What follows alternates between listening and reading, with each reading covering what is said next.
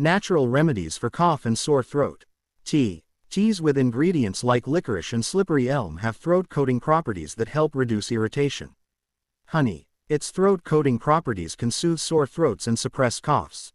Have some on a spoon or stir it into tea. Echinacea. Can reduce the duration of cold symptoms, particularly if used during the first day or two. It is available as tea, drops or pills. Elderberry syrup. Has antiviral properties, making it helpful for colds and influenza. Follow dosing on the package. Pelargonium. A plant used in some natural cold-cough remedies. It shortens the duration and severity of colds. Thank you for watching. Like and subscribe for more. Best regards, Usman Kaleem.